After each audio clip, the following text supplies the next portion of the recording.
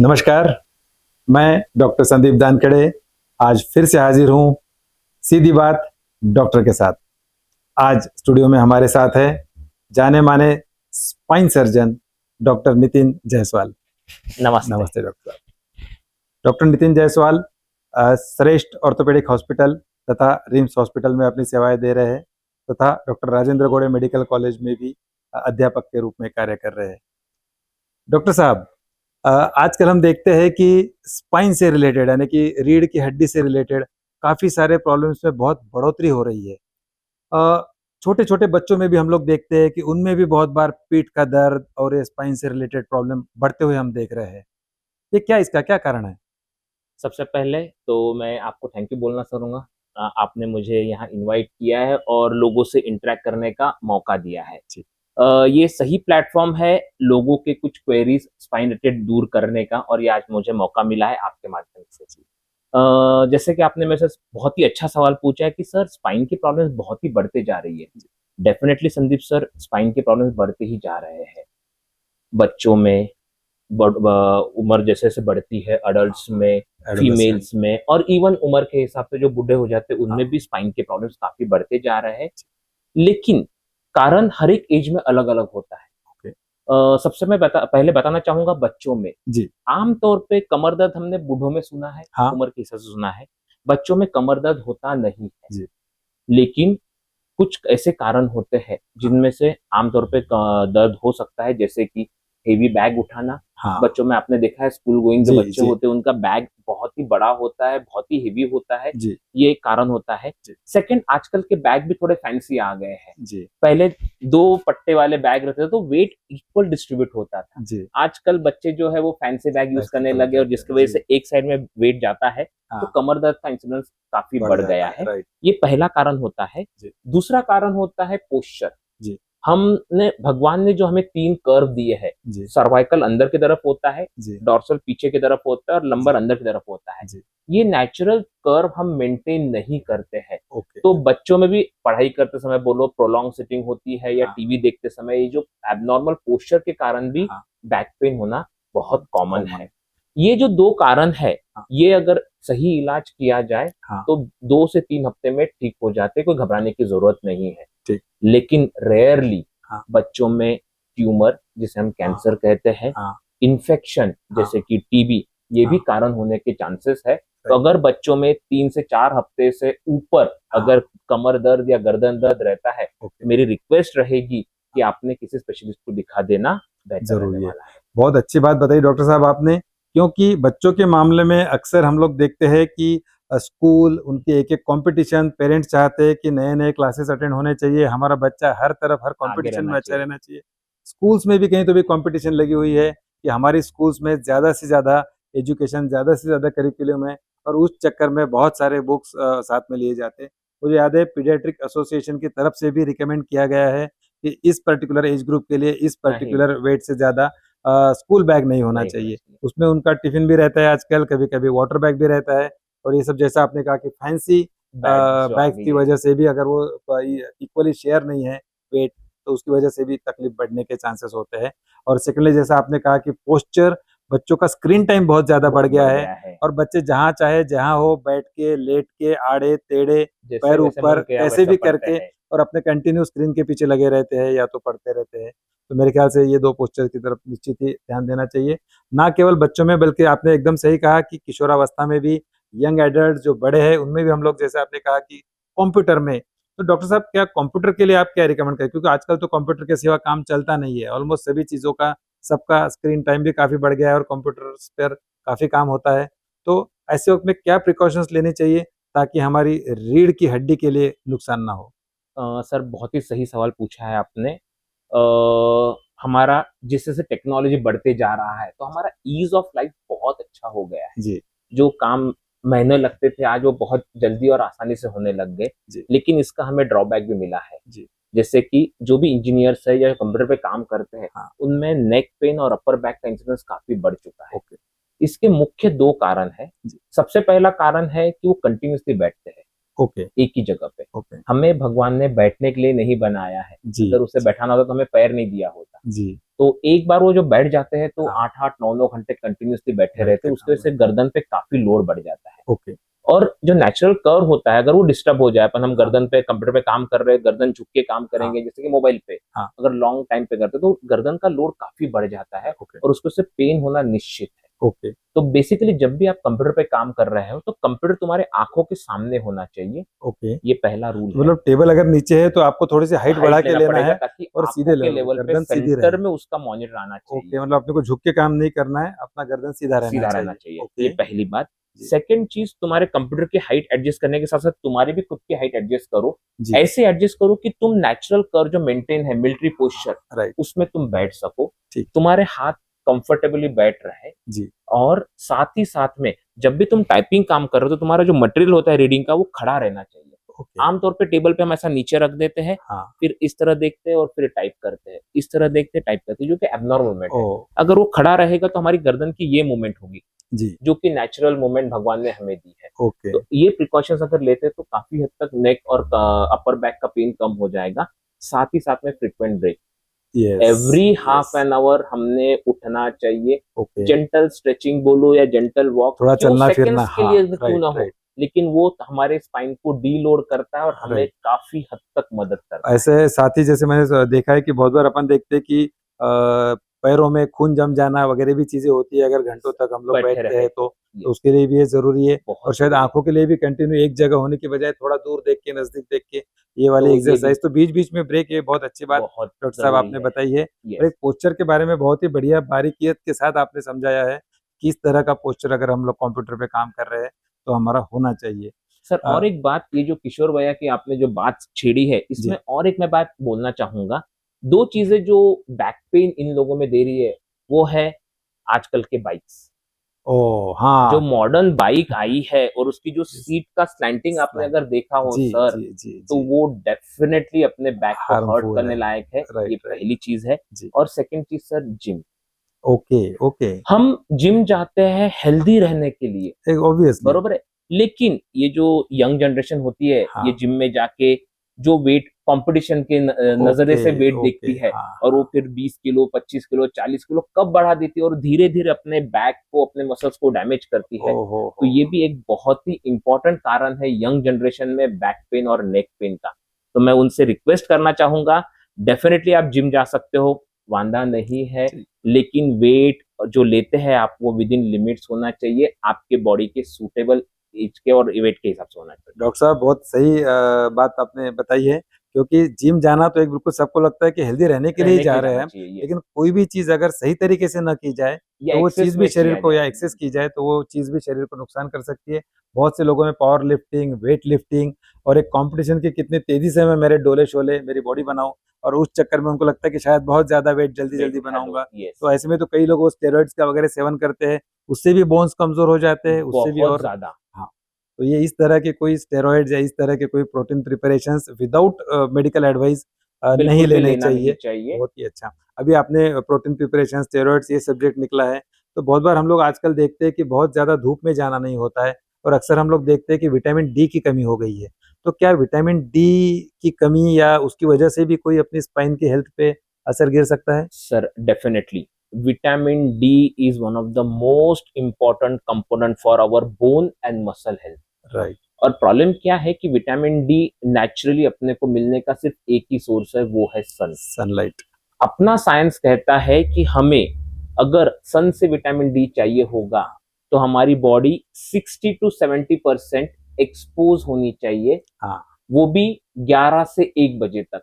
ओ अब मुझे दोपहर के। बताइए, हम अपने विदर्भ में रहते हैं, राइट 11 से 1 इतनी बजे तक, कड़ी धूप में हम कहाँ, वो और भी वो भी शरीर एक को खुला घंटा करके खुला करके नहीं रह नहीं सकते। नहीं रह और यही सकते। प्रॉब्लम सभी तरफ है, जी, हम विटामिन डी गेन ही नहीं कर तो फिर हमको पाते हैं, सनलाइट के सोर्सेस से तो सनलाइट का विटामिन डी सोर्स मिलना ही मिलता ही नहीं नहीं है। है। राइट सेकंड चीज है, आजकल एसी कार आ गई है, रूम में हाँ एसी आ गया, हर हाँ तरफ एसी आ गया, जिसकी वजह से विटामिन डी अपने को मिलना ही नहीं है। नहीं है। और जब विटामिन डी की कमी होती है हाँ तो बोन पेन, मसल्स पेन काफी कॉमन है होता है। ओके, तो डॉक्टर साहब कोई डाइट के जरिए कोई सोर्सेज अपने को मिल सकते हैं या सर अभी सप्लीमेंट लेने आजकल चाहिए? फोर्टिफाइड डाइट आए हैं, जैसे कि नमक में विटामिन डी आने लगा है और कुछ प्रोडक्ट्स में भी फोर्टिफाइड प्रोडक्ट्स में आने लगा है। लेकिन मैं लगता है कि अगर इससे कमी हो रही है तो डेफिनेटली अपन ने उसका सप्लीमेंट ले लेना चाहिए बिना घिचकिचाहट के। डॉक्टर साहब अभी अब डाइट का विषय निकला है तो बहुत बार हम लोग देखते हैं कि आजकल बहुत कॉम्पिटिटिव लाइफ है, कॉर्पोरेट कल्चर सामने आ रहा है। ऐसे में बहुत वर्क शेड्यूल में हम लोग देखते हैं कि टाइट वर्क शेड्यूल रहता है। ऐसे में बहुत बार जंक फूड ले लिया जाता है या फिर वर्किंग लंच बोलते हैं जिसको, वो ले लिया जाता है बाहर का, और स्ट्रेसफुल लाइफस्टाइल बन गई हुई है। इनसे भी क्या बोन पे कुछ असर गिरता है या रीढ़ की हड्डी पे असर गिरता है? सर डेफिनेटली तो रिलेशन नहीं है उसका, लेकिन यस, तुम जब जंक फूड खाते हो, ये जो तली हुई चीजें खाते हो, इससे तुम्हारी सेंट्रल ओबेसिटी या ओबेसिटी जिसको बोलते हैं वो बढ़ जाती है।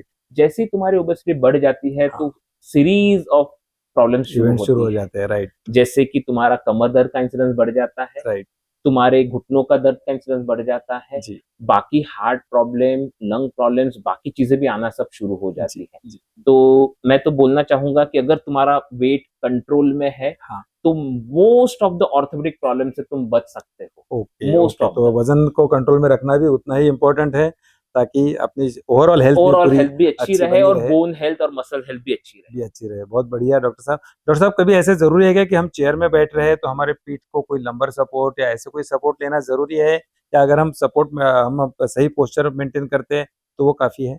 सर आप भले ही बैठो, आप भले ही खड़े रहो, आप भले ही काम करते रहो, भगवान ने हमें 3 कर्व दिए हैं, जैसे मैंने आपको पहले ही बताया, वो मेंटेन करना बहुत जरूरी है। तो भले ही आप वो सपोर्ट लेके करो या विदाउट सपोर्ट लेके करो, लेकिन ये 3 कर्व मेंटेन करना जरूरी है। भले ही हम बैठकर कंप्यूटर पे काम कर रहे हो, बैठकर रीडिंग कर रहे हो। अब मोस्ट ऑफ द टाइम आपने देखा होगा जब हम रीड करते हैं या न्यूज़पेपर हम रीड करते हैं तो हमको आदत होती है ऐसे बैठकर पढ़ने की। तो ये जो होता है पीछे का कर्व हमने लॉस कर दिया है, उसकी वजह से बैक पेन का इंसिडेंस बढ़ जाता है। या हमें कुछ चीज उठानी होती है तो हम बॉडी को स्ट्रेच कर लेते हैं। तो मेरी रिक्वेस्ट यही है कि अगर आपको पढ़ना है तो तीनों कर्व मेंटेन करो, न्यूज़पेपर को पास में लेके आओ, क्या फर्क पड़ रहा है।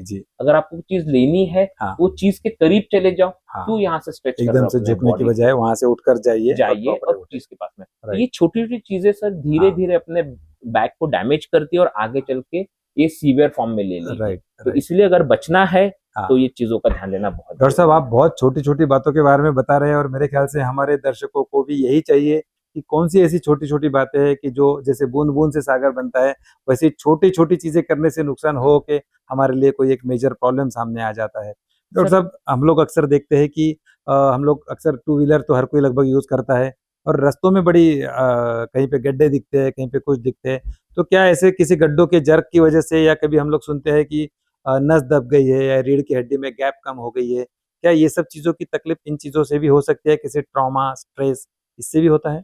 यस सर, डेफिनेटली कमर का जो दर्द होता है या गर्दन का भी दर्द जब होता है ना, तो ये आमतौर पे जब गाड़ी चलाते हो तुम और स्पीडली होती है और स्पीड ब्रेकर पे अगर आ गए तो झटका लगता है। सेकेंड चीज, अगर तुम कोई गड्ढे में जाते हो तो झटका लगता है। तो ये जो पूरा वेट होता है ये पूरा हमारे कमर पे और गर्दन पे 2 जगहों पे ही ट्रांसफर होता है। और ये डैमेज करता ही करता है और ये पेन का इंसिडेंस काफी बढ़ा देता है। तो मेरी रिक्वेस्ट ये रहेगी, एक तो गड्ढे वाला जो रोड है वो अवॉइड किया जाए, क्योंकि सुधारना अपने हाथ में तो है ही नहीं, ठीक है, लेकिन अवॉइड किया जाए। और साथ ही साथ में जो बम्पर्स होते हैं उस पर भी गाड़ी स्मूथली लिया जाए। सर मेरे प्रैक्टिस में मैंने बहुत बार ऐसा देखा है कि हम रात में ट्रैवलिंग करते हैं, सोते हुए स्लीपर में जाते हैं और रात में ड्राइवर अनकंट्रोल बम्प पे से गाड़ी चलाता है और जब झटका लगता है तो बहुत सारे लोगों को बैक पेन, बहुत से लोग बताते हैं हमने स्लीपर कोच में जर्नी किया था और फिर आए तो हमको उसके बाद में ऐसे जर्क लगा है। और तो ये सर बम्पिंग और ये जो होता है इस वजह से होने का बहुत डर रहता है। ओके, ठीक है।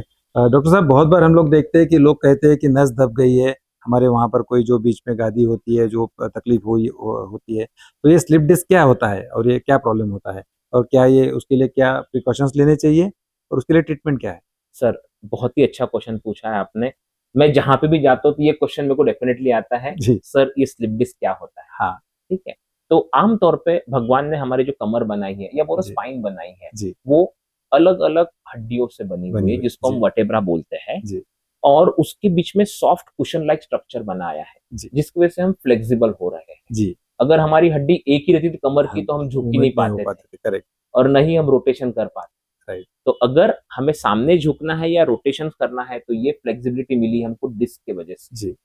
लेकिन उम्र के हिसाब से हाँ। ये डिस्क जो होती है वो धीरे धीरे डिजेनरेट होती है। ओके। ये तो सब में होने वाला है। हाँ। लेकिन कुछ लोग कमर को अच्छी तरह से यूज नहीं करते हैं, जी। तो उनमें ये डिजेनरेशन बहुत रैपिडली हो जाता है। ओके। और कभी कभार झटके से आप एक बार प्रोलॉन्ग सिटिंग कर लेते हो और सडनली उड़ जाते हो, हाँ। या झटके से उठने में आ जाता है, तो उस टाइम पे ये गद्दी पॉपअप कर जाती है कनाल जी। में, ओके। जहाँ पे हमारा स्पाइनल कॉर्ड होता है, होता जिसे है। हम मध्य रज्जु कहते हैं। जी। ये हमारे पैरों को ताकत देता है, हाँ। सेंसेशन देता है, जी। यूरिन का कंट्रोल उसके हाथ में होता है, ओके। संडास का कंट्रोल उनके हाथ में होता है। ओके। तो कभी कभार ये गद्दी जब पॉपअप होके बाहर आती है तो ये नस को दबाती है, ओके। और जब दबाती है तो काफी लोगों को तकलीफ होती है। हाँ। जैसे कि कमर में दर्द होना, जी। टांगों में दर्द होना, जी। टांगों में झुंझुनाहट आना। जी। कभी कभार सीवियर फॉर्म जब रहता है तो पैरों में कमजोरी भी आ सकती है और हाँ, पेशाब संडास सेंसेशन जाता है, कंट्रोल भी वीकनेस भी होता है, कभी-कभी ये पैरालिसिस जैसा भी हो जैसा जाता भी है। हो सकता है। जी।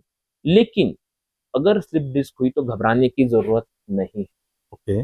90% of the time ji. Slip disc का इलाज सिर्फ एक ही है, वो है एक्सरसाइजेस, फिजियोथेरेपी वाले exercises, physiotherapy exercise, proper exercises. Proper okay. Exercises. 90% of the patient इसी से ठीक होने वाले हैं। लेकिन 10% लोगों को अगर आराम नहीं पड़ता है हाँ।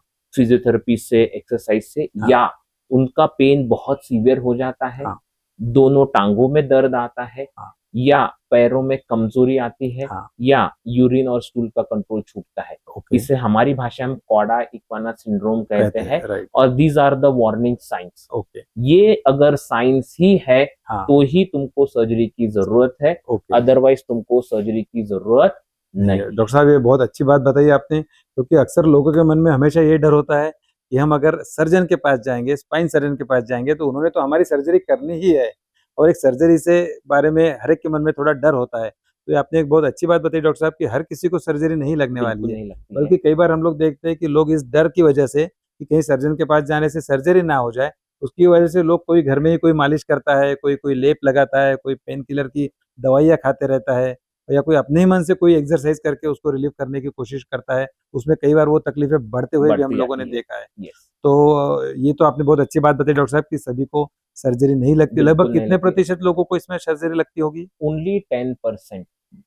ओनली और 10%, यानी और सर 90%। उसमें भी एक बात है कि अगर तुम्हारा ड्यूरेशन जो है वो लेस देन 3 मंथ्स है, हाँ। तो शायद सर्जरी भी अवॉइड हो सकती है। एक नई प्रोसीजर आई है जिसको हम रूट ब्लॉक इंजेक्शन कहते हैं। ओके।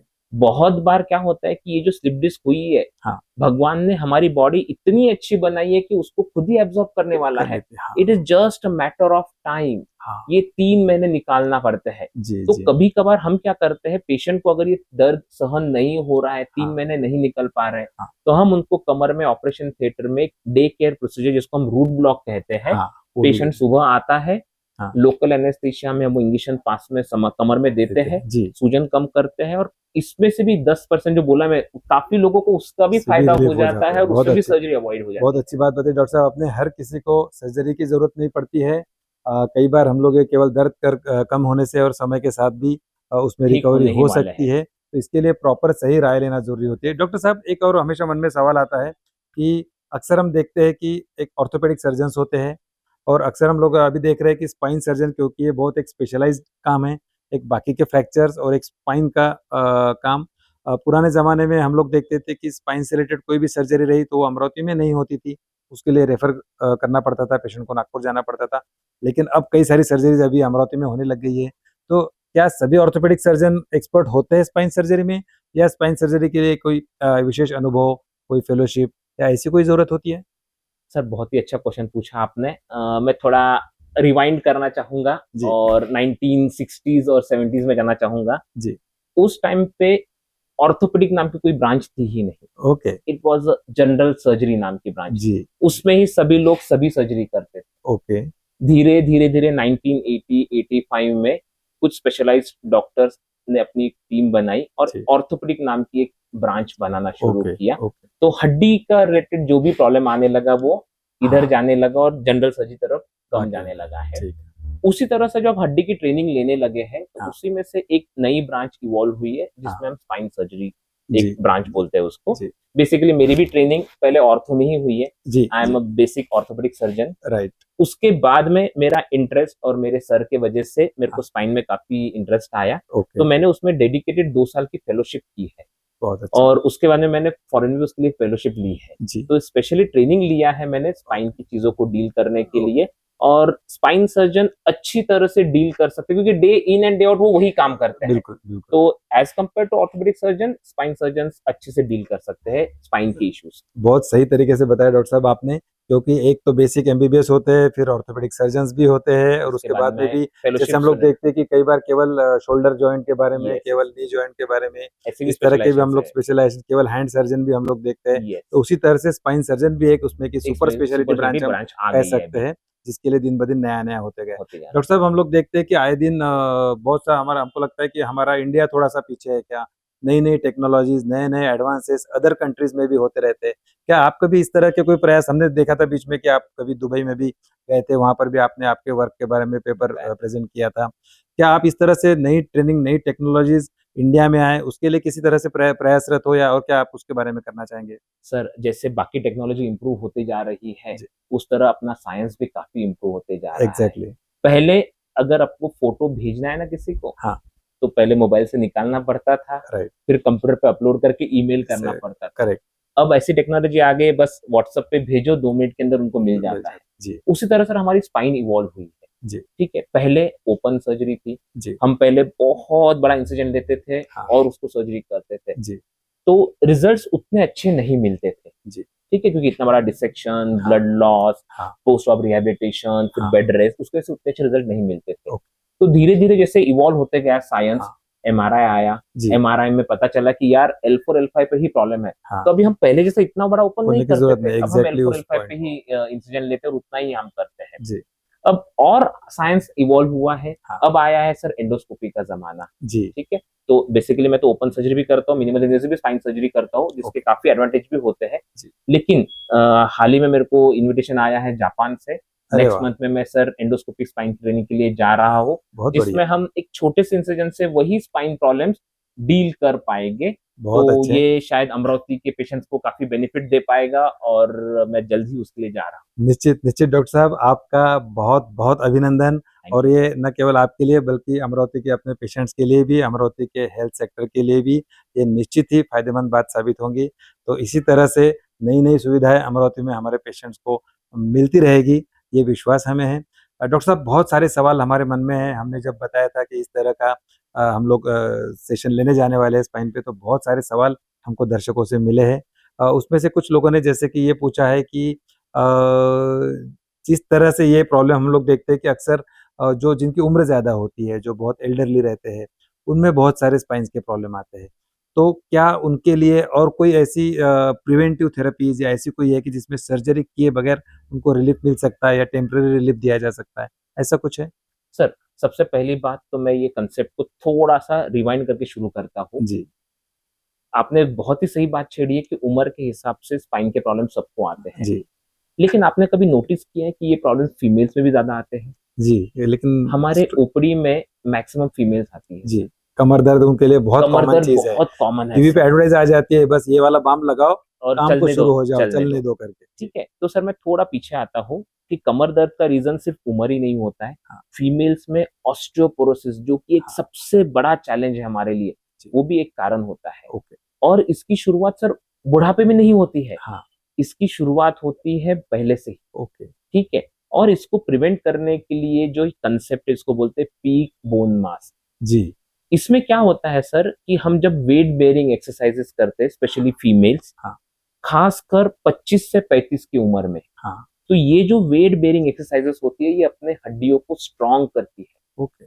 जैसे कि वॉकिंग हो गया, जॉगिंग हो गया, जंपिंग हो गया, ये चीजें उनकी हड्डियों को स्ट्रॉन्ग कर सकती है। जी, लेकिन अपने इंडिया में सर कल्चर थोड़ा डिफरेंट है। जी, अपने इंडिया में 18 से 20 साल तक वो पहले पढ़ाई कर लेती है। जी, बाद में कुछ थोड़ा सा पोस्ट ग्रेजुएशन करके 25 साल में उसकी शादी हो जाती है। जी, शादी होती ही फैमिली, सास ससुर, हस्बैंड, बच्चों में ही वो खेलते रह जाते हैं और खुद के हेल्थ पे बिल्कुल ध्यान नहीं दे सकते हैं।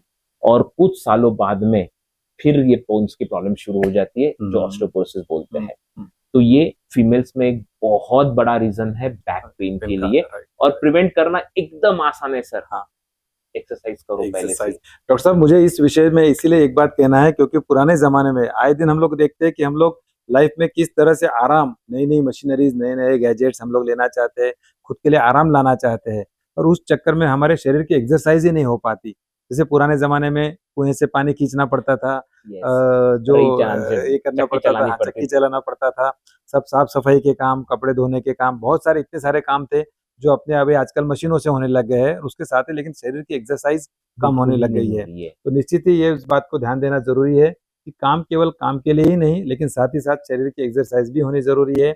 और डॉक्टर साहब ने ये बात बहुत अच्छे से बताई, क्योंकि उस एज में हमको लगता ही नहीं है कि हमारे साथ कुछ होगा, और जब मालूम पड़ता है तब वक्त निकल चुका होता है। 25 से 35 साल की उम्र से ही रेगुलर एक्सरसाइज फीमेल्स में वेट बेयरिंग एक्सरसाइजेस बहुत जरूरी है। हम लोग सोचते ही नहीं, हमको लगता है कि वेट बेयरिंग वगैरह केवल जेंट्स के लिए जरूरी होती है, हमको लगता ही नहीं कि ये चीजें लेडीज के लिए जरूरी होती है। बहुत अच्छी डॉक्टर साहब आपने बताई ये बात। सर साथ ही साथ में मैं आपको बोलूंगा कि जैसे आपने मेरे को बात छेड़ दी कि उम्र के हिसाब से बाकी जो प्रॉब्लम्स आती है, तो जैसे मैंने बताया बैक पेन हर उम्र में आने वाला है, लेकिन ये उम्र के हिसाब से बढ़ता जाता, तो यूजुअली 60s के अंदर सभी को होते रहता है। ये रीजन एक, उम्र के हिसाब से गद्दी सांधे घिसना। दूसरा रीजन हो सकता है कि हमारे को हड्डियां कमजोर होना, जिसे हम ऑस्टियोपोरोसिस कहते हैं।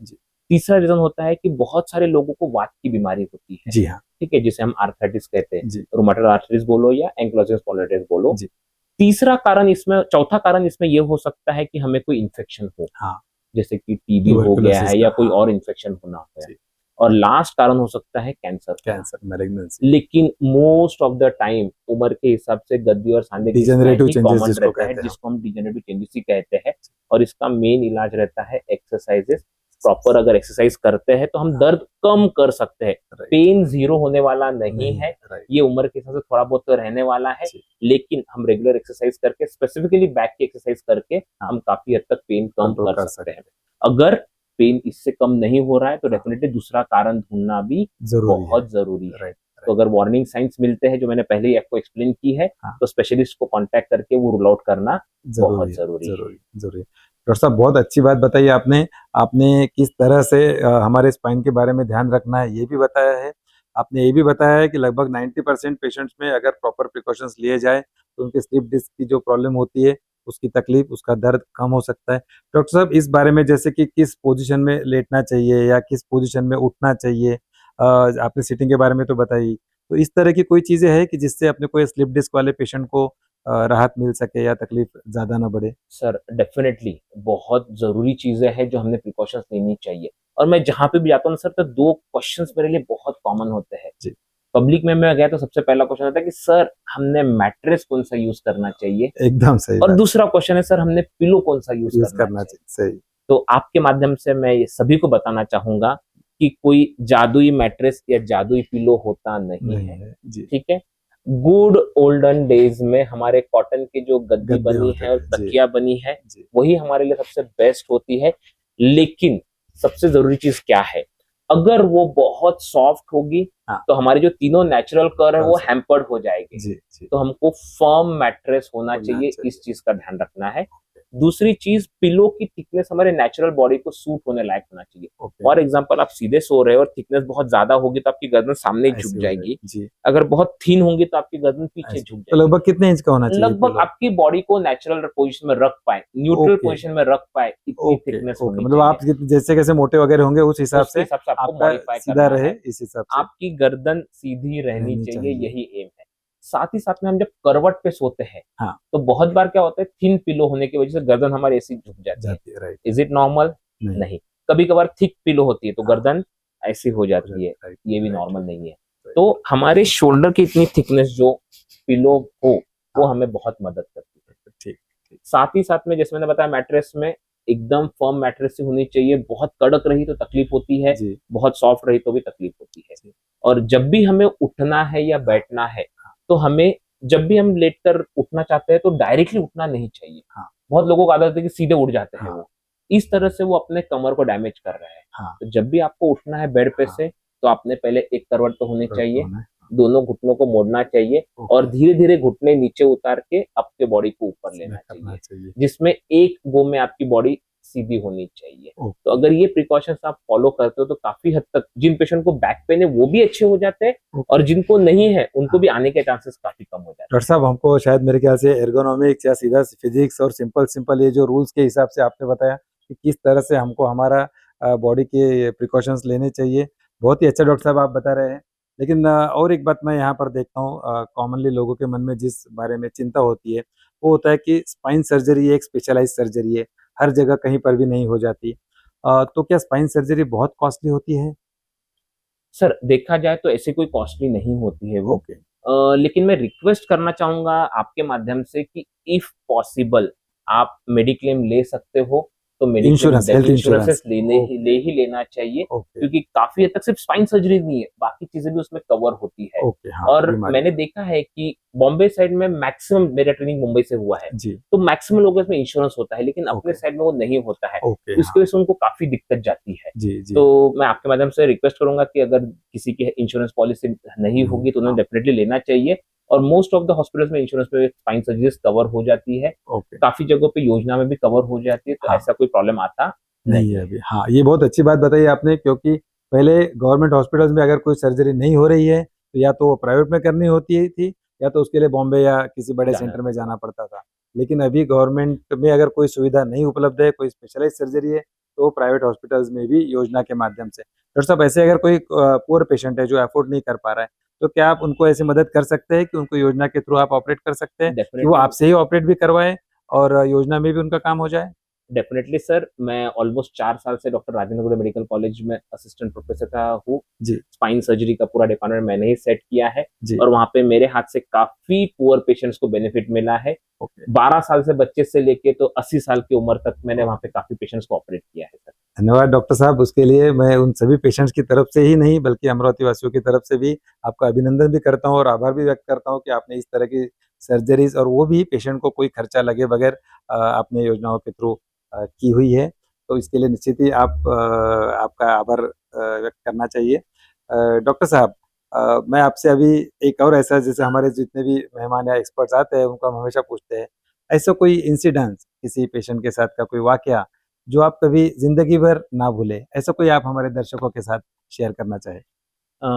डेफिनेटली बोलना चाहूंगा सर। एक 20-21 साल की यंग लड़की, गर्दन पेन, हाथों में दर्द, हाथों पैरों में कमजोरी, मम्मी पापा की इकलौती एक, और मम्मी पापा भी काफी ओल्ड एज और परेशान होके घूम रहे थे। लास्ट में किसी फिजियोथेरेपिस्ट को उन्होंने दिखाया था और फिजियोथेरेपिस्ट ने मेरे को रेफर किया था वो पेशेंट। जब मैंने क्लिनिकली देखा तो उसके हाथों और पैरों में कमजोरी आ चुकी थी। और जवान लड़की में अगर ऐसा होता है तो पेरेंट्स के जो आंखों का जो पिक्चर था वो मैं आज भी भूल नहीं सकता हूँ। और उनके जो क्वेश्चंस थे कि सर ठीक है, बीमारी से ठीक होगी, शादी का क्या होगा, आगे क्या होगा, ये सवाल बिना डायग्नोसिस के उनके आंखों में को दिख रहा था। इस पेशेंट को मैंने जब क्लिनिकली एग्जामिन किया तो मेरे को पता चला कि गर्दन में कुछ इश्यूज हो सकता है, इसलिए मैंने उनका गर्दन का MRI कराया तो उसमें पता चला कि उनका 5वां मन का खराब हो चुका है। इन्फेक्शन जैसी चीजें लग रही थी थोड़ी बहुत, और थोड़ी बहुत शायद ट्यूमर भी हो सकता है, ऐसा भी लग रहा था, डीडीज में आ रहा था। तो डेफिनेटली हाथों पैरों में कमजोरी, तो हमारे तो कोई ऑप्शन नहीं था, हमको सर्जरी ही एक सोल्यूशन था। और पेरेंट्स को कन्विंस करना एक यंग फीमेल के लिए मेरे लिए बहुत बड़ा चैलेंज था। ठीक है, लेकिन धीरे धीरे मेरे बातों को समझ पाए, रिस्क एक्सप्लेन करने के लिए वो सर्जरी में तैयार हुए। हमने सर्जरी की और लगभग 2 से 3 हफ्तों में ही उस लड़की के हाथों पैरों में ताकत आना शुरू हो गई थी। ऑलमोस्ट 6 महीने में वो as normal as you and me बन गई। 1 साल में उसकी टीबी की दवाइयां बंद हो गई है। लकीली 2 महीना पहले वो मेरे से मिलने आई थी, लेकिन फॉलोअप के लिए नहीं, उसकी शादी की पत्रिका देने आई थी। तो that was a golden moment for me कि जो पेशेंट पैरालिस होके बेड पे थी वो आज मेरे को शादी के लिए इनवाइट करने आई थी। तो ये मेरे लिए बहुत ही बड़ा मोमेंट। बहुत बहुत अच्छी बात बताई, बहुत अच्छा इंसिडेंस आपने शेयर किया डॉक्टर साहब। और मेरे ख्याल से किसी भी डॉक्टर्स के लिए अपने पेशेंट्स में इस तरह की रिकवरी, इससे अच्छा समाधान, इससे अच्छा रिवार्ड कोई दूसरा नहीं हो सकता है। तो बहुत अच्छा इंसिडेंस आपने हमारे दर्शकों के साथ शेयर किया। डॉक्टर साहब, आपने स्पाइन से रिलेटेड बहुत अच्छी और इम्पोर्टेंट जानकारी हमें दी है। आगे भी इस तरह के जो भी नए-नए एडवांसेस स्पाइन सर्जरीज में या ऑर्थोपेडिक फील्ड में आते रहेंगे। हम चाहेंगे कि हम हमारे दर्शकों के साथ आप ये आपका एक्सपीरियंस और ये सब ज्ञान शेयर करेंगे। स्टूडियो में आने के लिए आपका तहे दिल से शुक्रिया। Thank you very much sir, thank you for inviting me. नमस्कार।